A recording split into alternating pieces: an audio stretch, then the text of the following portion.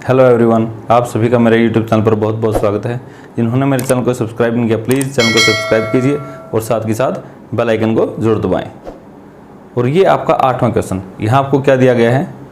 यदि एक रेलगाड़ी एक समान चाल से 360 किलोमीटर की दूरी तय करती है और यदि रेलगाड़ी की चाल 5 किलोमीटर प्रति घंटा बढ़ा दी जाए तो वह उसी दूरी को 1 घंटे कम समय में तय करती है, तो रेलगाड़ी की चाल बताइए।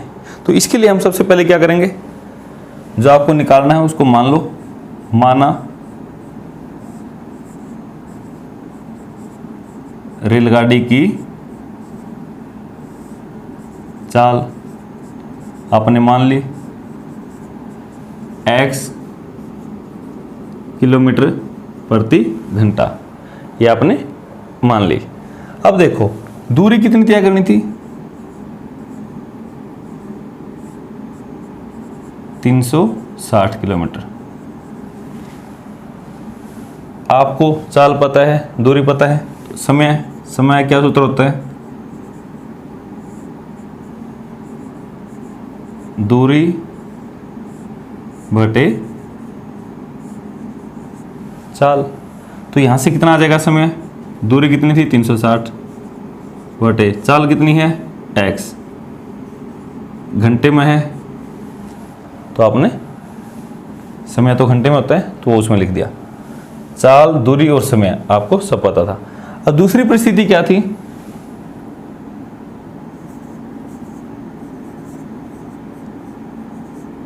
रेलगाड़ी की नई चाल, ये आप लिख सकते हो दूसरी परिस्थिति में रेलगाड़ी की चाल। तो अब रेलगाड़ी की बढ़ने के बाद चाल कितनी होगी, जितनी पहले थी उसमें 5 किलोमीटर प्रति घंटा बढ़ा दी। तो पहले x थी तो x में 5 जोड़ दो, तो x जमा 5 किलोमीटर प्रति घंटा। यही काम एक बार और कर दो। यहाँ चाल थी, चाल अगर आप चाहो तो दोबारा से दूरी लिख दो, कोई फर्क नहीं पड़ता। दूरी तो वही दूरी तय करनी थी, तो 360 किलोमीटर। समय कितना लगेगा, दूरी बटे चाल। तो अब यहाँ दूरी कितनी है 360 और चाल कितनी है, नई चाल x जमा 5। तो इतनी दूरी इस चाल से कितने घंटे में तय करेगा, 360 बटे x जमा 5। तो आपका यहाँ भी समय आ गया, यहाँ भी समय आ गया। अब प्रश्न अनुसार देखो ध्यान से, यही आपका सबसे इंपॉर्टेंट काम है। प्रश्न के अनुसार उसने कहा था कि जब आपके दोबारा चाल बढ़ने के बाद इस गति से इस चाल से हो जाएगा तो यहाँ पर पहले की अपेक्षा 1 घंटा समय कम लेता है। तो अब देखो यहाँ भी समय है, ये भी समय है, कब ज़्यादा लेगा। अब देखो रेलगाड़ी की स्पीड जब धीमी है, जब कम है तो समय ज़्यादा लेगा। तो कम स्पीड कहाँ थी, यहाँ थी, तो ये वाला समय ज़्यादा है।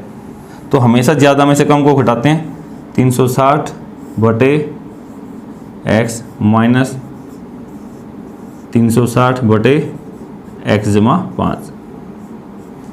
ये भी समय है, समय में से समय को घटाओगे तो क्या बचेगा, समय ही, और कितना 1 उसने दे रखा था।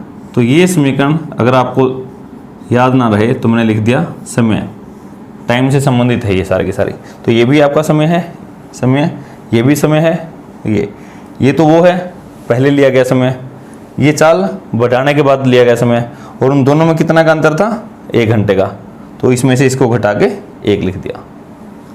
तो अब इसको हल कीजिए और द्विघात समीकरण बनाओ, और फिर द्विघात समीकरण को हम द्विघात सूत्र से या किसी भी और सूत्र से हल कर देंगे।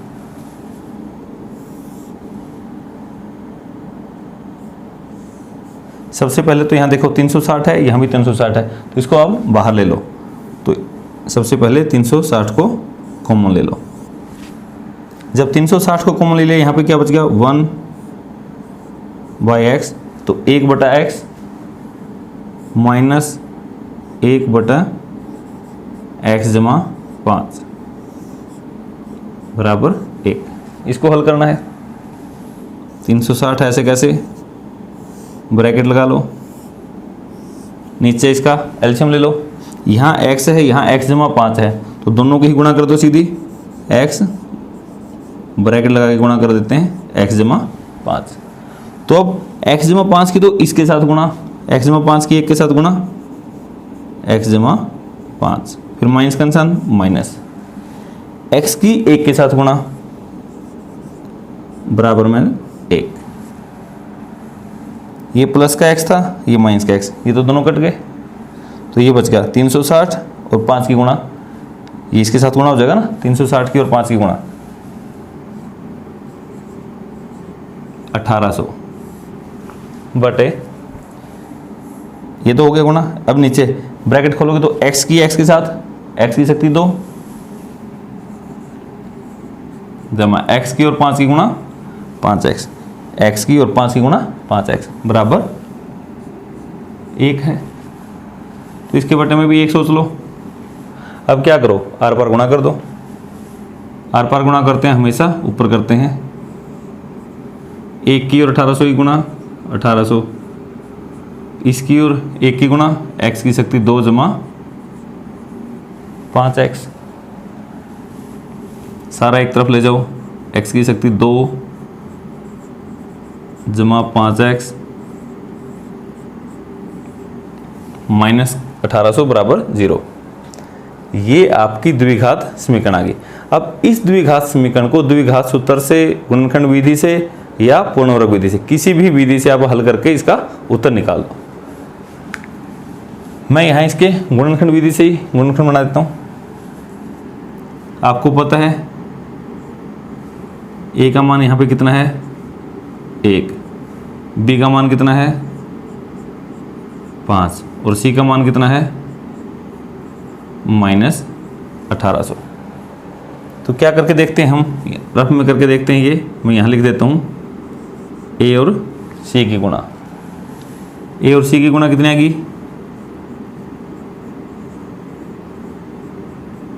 माइनस का 1800। ठीक है, किसका निशान है घटा का, तो यहाँ लिख लो घटा। इसका मतलब जो यहाँ पे निशान आए बस वही काम आपको करना है। घटा तो इसका मतलब घटाना है, और घटा के कितना आना चाहिए 5। और ऐसी दो संख्याएं सोचो जिनको घटाएंगे आपस में तो कितना आएगा 5, और गुणा करेंगे तो 1800। एक 45 है और एक 40। 45 में से 40 गया, 45 में से 40 गया 5, और इसकी और इसकी गुणा करोगे ये। और आपको पता है जब भी यहाँ घटा मतलब माइनस का हो तो यहाँ पे एक पे पहले पे तो निशान किसका आएगा जो यहाँ पे था b का निशान, और दूसरे पे उससे अलग, दोनों के निशान हमेशा अलग अलग होंगे। तो ये आपको सोचने का तरीका आपको पता ही है, आप इसमें रफ में करें। क्या बन गया ये x की शक्ति 2 जमा 5x की जगह क्या लिखोगे 45x माइनस 40x माइनस के 1800 बराबर 0। किसी बच्चे को ये इनमें परेशानी होती हो तो आप सभी सवालों को द्विघात सूत्र से कर दें। द्विघात सूत्र से आपका आसानी से हो जाता है। यहाँ से देखो क्या कॉमन, x कॉमन, तो क्या बच गया x जमा 45, माइनस का निशान है माइनस। यहाँ से क्या कॉमन आएगा, ऐसी कौन सी संख्या जिससे दोनों भाग होते हो, इसका अंदाज़ा थोड़ा सा यहाँ से आ जाता है। x के आगे यहाँ पे 1 है तो यहाँ भी 1 ही बचेगा, दैट मीन्स 40 का 40 कॉमन आ जाएगा। 40 कॉमन लेने के बाद x माइनस है लेकिन बाहर माइनस कॉमन ले लिया तो निशान बदल जाएगा प्लस। इसको 40 से भाग दे के देखो कितना हो जाएगा 45 बराबर 0। सारे में से क्या कॉमन आ गया x जमा 45, क्या बच गया x माइनस 40 बराबर 0।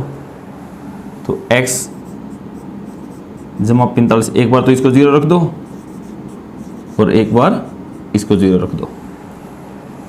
जब इसको 0 रखा तो x का मान कितना आ गया माइनस का 45, और इसको रखा तो x का मान कितना आ गया, इसको दूसरी तरफ लेके जाएंगे प्लस का 40।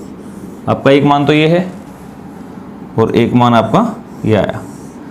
अब इस समीकरण के जो यहाँ पे बनी थी, इस समीकरण के तो दो हल हैं, लेकिन आपको हमेशा ये देखना कि आपके सवाल में इनमें से कौन सा हल वैध है, कौन सा वैलिड है।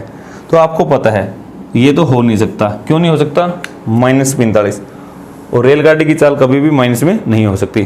तो बच गया कौन, 40। तो अब क्या लिखोगे आप नीचे, रेलगाड़ी की चाल बराबर 40 किलोमीटर प्रति घंटा। तो आपकी रेलगाड़ी की चाल कितनी आ गई, 40 किलोमीटर।